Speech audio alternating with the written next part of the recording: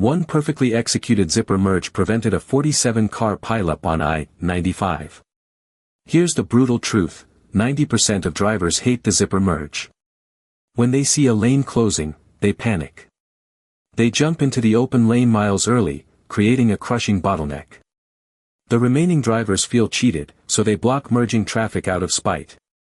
Now you've got aggressive cutting, sudden braking, and massive speed swings, exactly what causes pileups.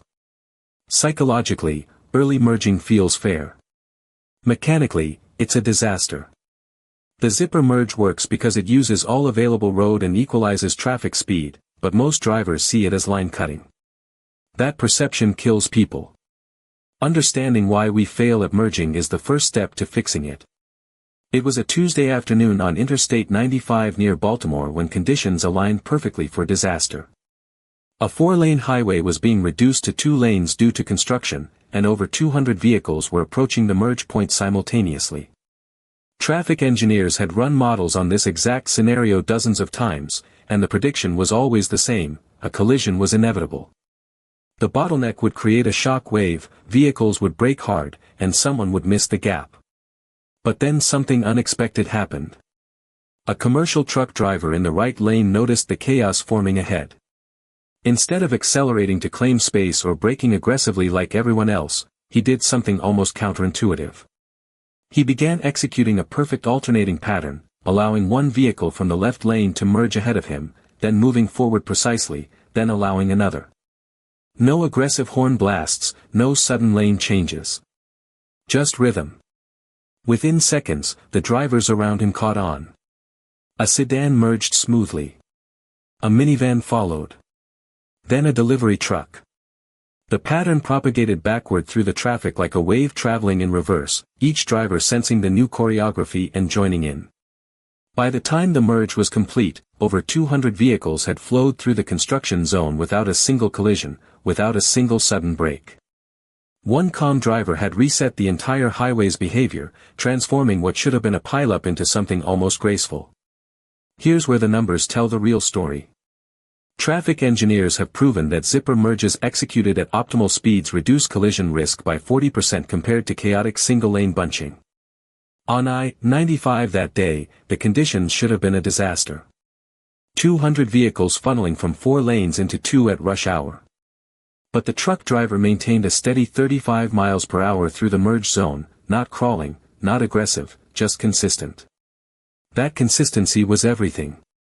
At that speed, vehicles need roughly 150 feet of separation to react safely.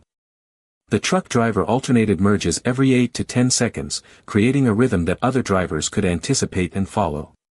Traffic models show that when merge spacing drops below 80 feet at highway speeds, collision probability jumps exponentially.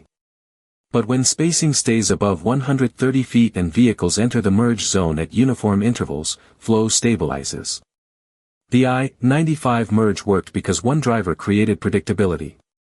Each alternating vehicle knew when to expect an opening. Reaction time stayed within safe windows. Braking became gradual, not panic-driven. The spacing between vehicles actually improved as drivers synchronized with the pattern. That's the math: consistent speed plus regular intervals plus adequate spacing equals a 40% drop in crash risk.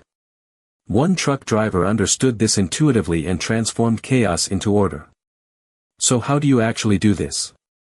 3 rules that any driver can apply right now, starting tomorrow. First, maintain your speed.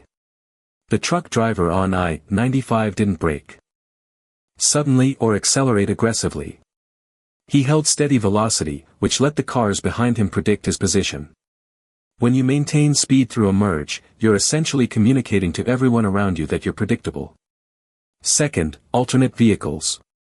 This is the zipper principle itself. If you're in the merging lane, don't try to force your way ahead. Take your turn, let one car from the continuing lane go, then merge.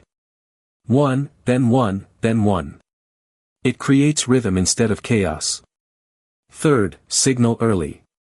Not at the last second when you're already halfway into the other lane.